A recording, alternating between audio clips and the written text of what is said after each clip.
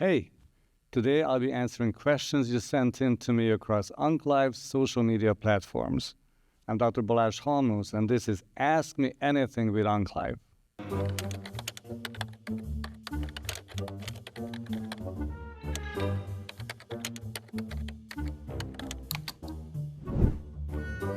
So let's look at Twitter. Here's a question from no other than Dr. Josh Sabari. He's asking, did you see the recent data for frontline zongertinib in HER2 exon 20 mutation positive non-small cell lung cancer? What would you recommend in the frontline setting? What are the unmet needs in the HER2 exon 20 space? So Josh, how could I have missed your paper, your beautiful paper on zongertinib frontline, and how much have we seen exploding in the ERBB2 space, for patients with non-small cell lung cancer? In the past, we've only had chemotherapy plus minus immunotherapy. Last couple of years, now we have TDXD, showing tremendous benefits. But there's some concerns about the side effect profile with pneumonitis. And lately, we've seen two, not just one, but two tyrosine kinase inhibitors, zongertinib and savabertinib, entering this space. These are like little twins, but not identical. Zongertinib is an irreversible drug, really just focused on ERBB2 inhibition, while savabertinib is a dual EGFR ERBB2 inhibitor. So slightly different profiles, but both drugs are super impressive as to their efficacy. Now we're seeing frontline 70% plus response rates, very durable responses with zongertinib, leading to an FDA approval and a beautiful New England Journal paper. So again, with that excellent efficacy, great tolerance with very, very rare grade 3 toxicity, mainly diarrhea, and the CNS activity that we're witnessing, definitely currently the front line. There's still more needs. We need to understand better as to the non-TKI, non-tyrosine kinase mutations of ERBB2. There are about 10% of the mutations.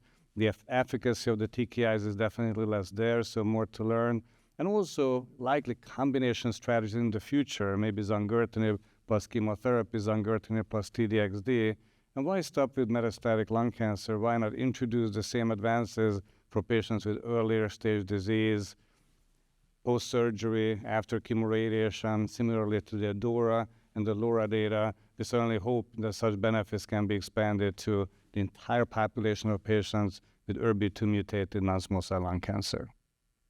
The next question came as a challenging one. Have any trials shown that the eventual resistance to tarlatamab correlates with the efficacy of subsequent DLL3-directed ADC treatments? Great question, but the short answer is we just don't know. We're just in the early stages of entering the space of really just space-age, medicines, for small cell lung cancer. We've seen incredible results with the anti-DLL3 by tarlatamab. We also call it starlatamab, with the great results. And basically this has now transformed the treatment landscape. But we do not understand sort of the biomarker profile necessary for the success of tarlatamab. Much to be done there. DLL3 seems to be expressed in most small cell lung cancers, so might not be the perfect selection marker. Recent study actually highlighted maybe circulating tumor cells and DLL3 expression on those, correlating with outcome. So a lot to be done as to sensitivity, efficacy of tarlatamab, but certainly is now the de facto second-line treatment, and likely will be moving up into maintenance or frontline treatments as well. So the next question is, again, a challenging one, and this is with tarlatamab's recent FDA approval as a significantly viable second-line treatment for small cell lung cancer. Which ADCs currently in clinical trials are closest to FDA approval to serve as a viable third-line treatment? Who am I to predict the FDA? So honestly, I do not know, but I do know that there's a lot of interest now in development of ADCs, and there's a couple of molecules that have shown a ton of excitement, are moving into phase 3s. Yes, indeed, the next year or two, maybe we'll see, at least some of them getting closer to FDA approval. What are the big classes? Well, let's start, with the one that seems to be kind of up front, and that is B7-H3 targeting. These ADCs that target a checkpoint molecule, the biology is a little bit less understood, but definitely a molecule that's expressed on many small cell lung cancers, seems to have very good activity. We'll have to see, how the toxicity will balance out with efficacy. B7-H3 targeting molecules such as IDXD will be, ones to watch. Second one is DLL3 targeting. Here the biology is a lot more logical. We've learned about DLL3, we know about tarlatamab, and there's been now evidence, both in terms of in the laboratory, animal models, and now human clinical trials as well, that DLL3 targeting ADCs as well as radioconjugates could have activity. They are moving actually quite fast, so it's not inconceivable that they could maybe pass by the B7H3 molecules in terms of development. So I might put my money on those if I'm asked, not that I have much. Let's check out LinkedIn real quick. Who is your favorite colleague to have a friendly debate with? I have to say that I've had a fair share of debates over time with a lot of great colleagues, and I will never forget our fantastic debates with my buddy Ben Levy, or my new buddy Josh Roos.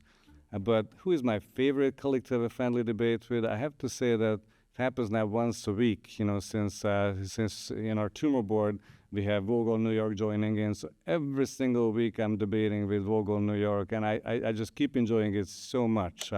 Steve, hopefully you'll stay in our tumor board for a long time to come. Next question is, what are your favorite conference and personal travel destinations? Well, my favorite conference destination is New York. The New York Lung Meeting each November, the best meeting, for our tri-state community and beyond, each and every year to come together, look at every single new discovery that we can learn about, to help our patients in the coming year, going forward. And we always have something extra, a lot of tumor board conversations, challenging case discussions. It is just an amazing forum each and every year. And it is the funnest time for me to go up to the microphone and be able to say, Saturday morning live from New York. So keep coming. Join us this November as well. So what medical dramas do you love or love to hate to watch? Now this is a tough one. I have to admit that, I've gone through as a resident through the AIDS epidemic in New York, at the front lines of the COVID, pandemic and the Bronx.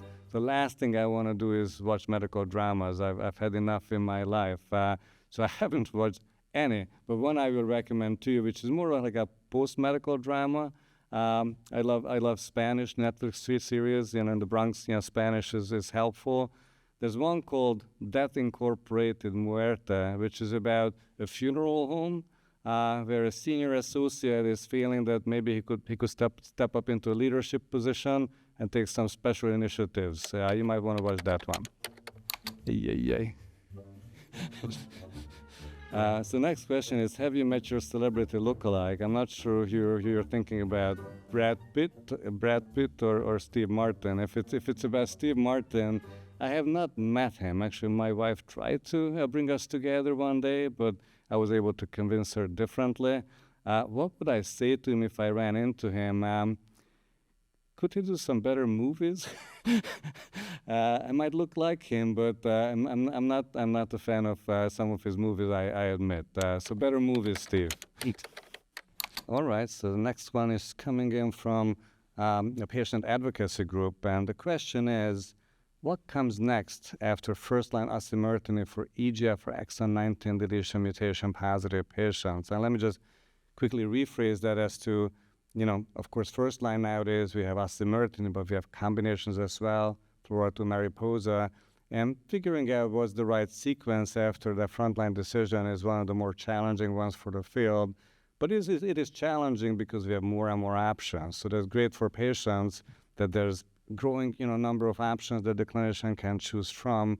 And whenever somebody's cancer progresses on a targeted treatment, whether that's osimertinib or anything else that I could name, it's very important first to think through, can we identify some molecular change that drives the resistance? Just like we need biomarkers up front to find the right targeted treatment, we can use biomarkers at the time of progression to understand why the cancer is resistant, and can we just look at our tool set to offer better treatments at that time.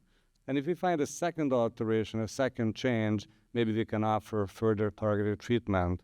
If the patient's cancer changed into what's called small cell transformation, we can offer chemotherapy focused on that very specific change. Also, if the progression is only limited to a certain number of sites, we can ask our friends from radiation oncology to help out, treat those sites and maybe continue with the targeted therapy. But if none of that is possible, now we have proof, now we have high level of evidence, then we can use regimens such as chemotherapy in combination with a new targeted medicine, amivantamab, for example, at the time of progression. We can also maybe just add chemotherapy to osimertinib. We learned that from a trial called COMPEL just a few months ago. So we have two options, that are chemotherapy-based, but at the same time do use the power of targeted therapy as well. And thirdly, I might also mention that we've also had the recent approval of an antibody-drug conjugate, Trojan horse of medicine, when chemotherapy is kind of snuck into the cancer cells with limited toxicity to normal cells of the body.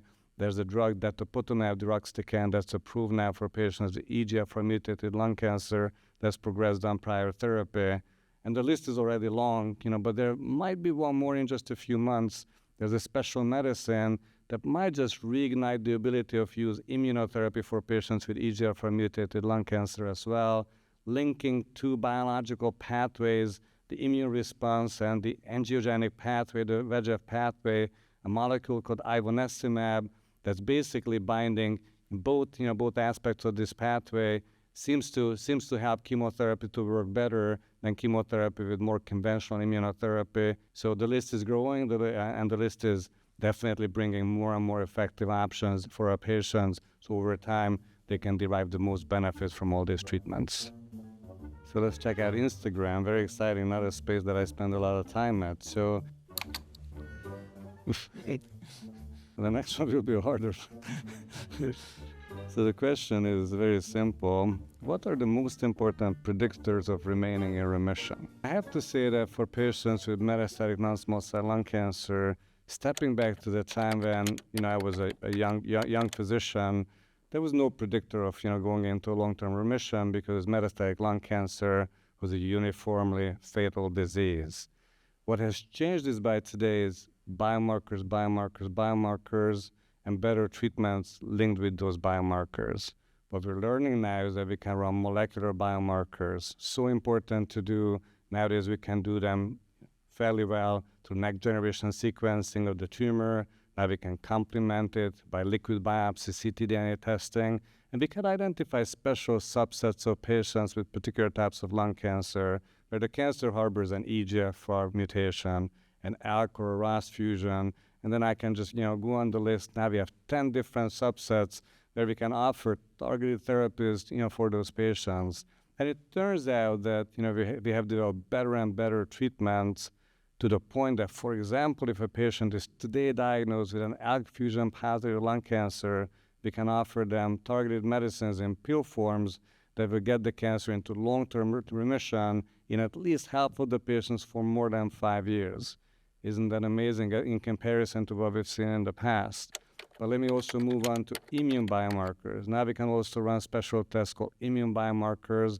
And if a patient's cancer has a special marker called PD-L1 at a very high level, now we have immunotherapies, medicines I'm sure everybody heard about by today, Keytruda, Opdivo, other medicines, that for the right patient can achieve excellent remissions, and not just remissions that can last for a significant amount of time, but now we've seen patients who had such a good remission that the treatment could be stopped and the cancer does not seem to be returning.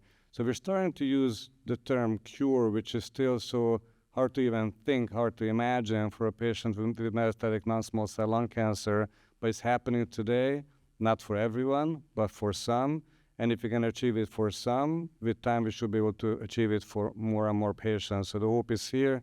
Biomarkers and associated treatments, targeted therapies, immunotherapies. Thank you for joining us. This was Ask Me Anything. Stay tuned.